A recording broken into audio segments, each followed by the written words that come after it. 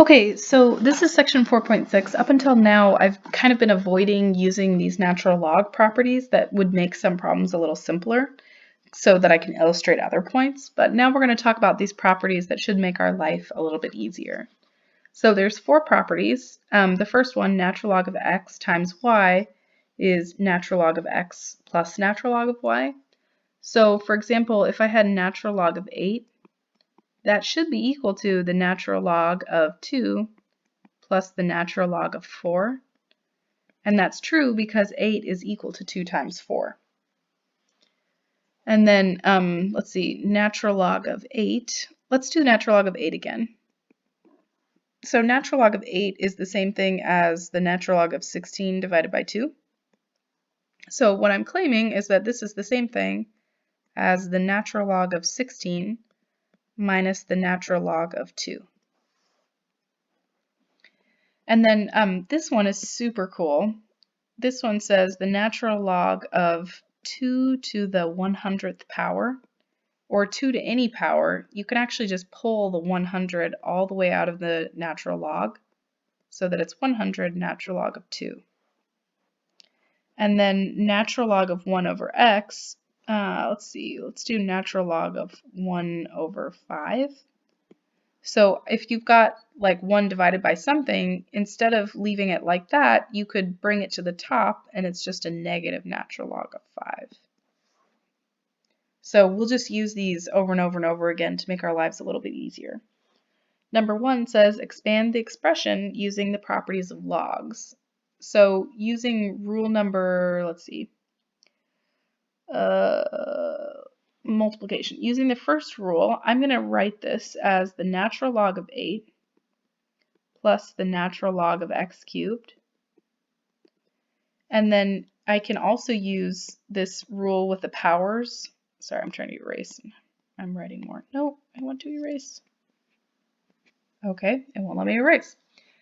Using rule number 3, I can take the exponent of a 3 here and bring it out to be natural log of 8 plus 3 natural log of x. So I'm not sure that expanded it more, but it was a good example. Part B, I can use rule number 2 and rewrite this as the natural log of 4q cubed minus the natural log of 5x. And then I have that rule about multiplication, which says, it's at the very top, that I can change that to addition.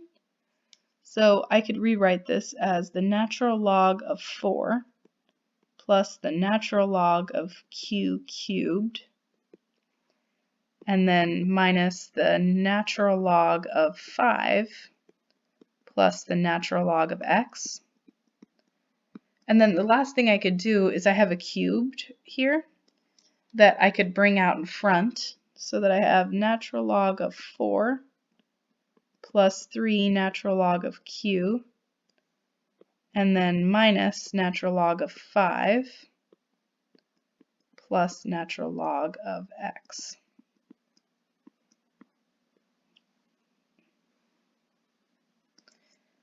Part C.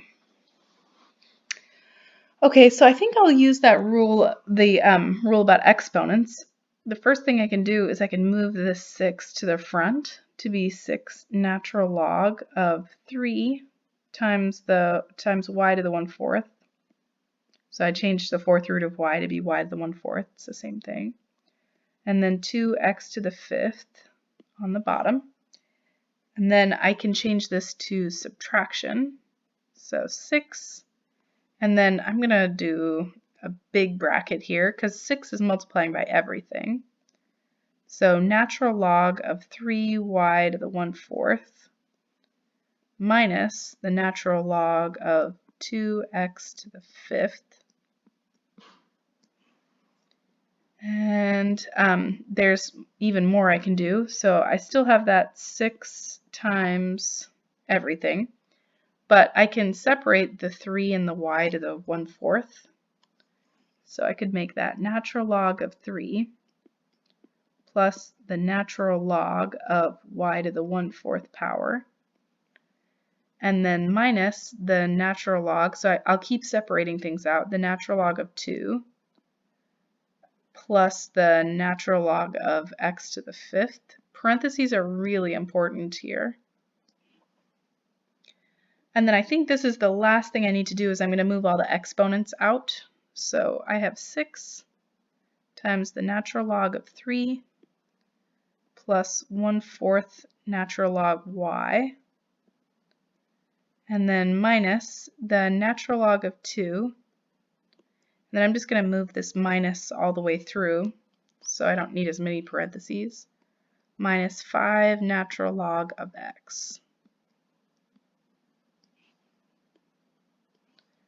Cool. Okay, so for number 2, I'm going to go backwards from what I just did. I'm going to try to consolidate. So I have addition here, natural log of 5 plus natural log of x. That I can combine to be the natural log of 5x.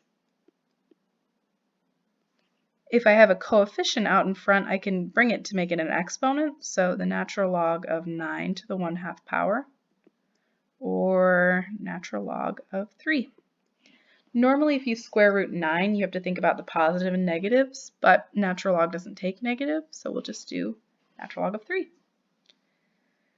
Okay, this one, all right, so let's do the natural log of 4, and then plus the natural log of 6 minus 12. So I'm using that rule, scroll to the top. I'm using this rule in reverse. If I have a negative, oh, and actually I messed it up. It's a natural log of division. Good thing I went and checked. So this should be 6 divided by 12. And actually that just looks super ugly, so let's do it as one thing. So natural log of 4, and then plus the natural log of 6 divided by 12. So natural log of 4 plus the natural log of 1/2. And then now I can change that to be multiplication, natural log of 4 times 1/2, which is the natural log of 2. Cool. So actually that is tricky. I want to go back and remember that.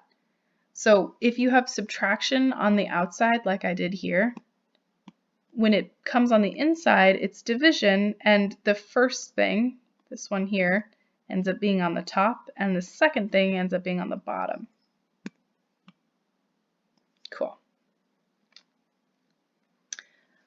All right, so part D, the first thing I'll do is get rid of all of the coefficients by changing them to be exponents. Natural log of 5x, and then the tricky part here is, since it's 3/2, I need to do everything to the 3/2 power, not just the x. And the same thing on the other side is natural log of 2y. All of that has to go to the 5th power. And then subtraction, like we just talked about, that gets consolidated, where the first thing ends up being the top part of the fraction. And the second thing ends up being the bottom part of the fraction.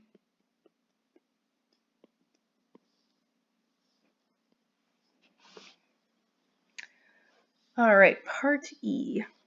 So you'll notice that the first thing I do in this kind of problem is I always get rid of the coefficients and turn them into exponents. That is a good trick. Natural log of x to the 5th minus natural log of y to the 1/2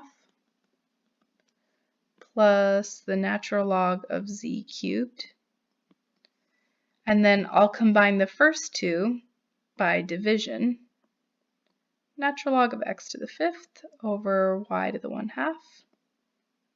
And then plus the natural log of z cubed. These ones get put together by multiplication. Natural log of x to the 5th times z cubed all over y to the 1/2. Sweet. Let's see. So I've got f. I'm trying to decide if I should keep going.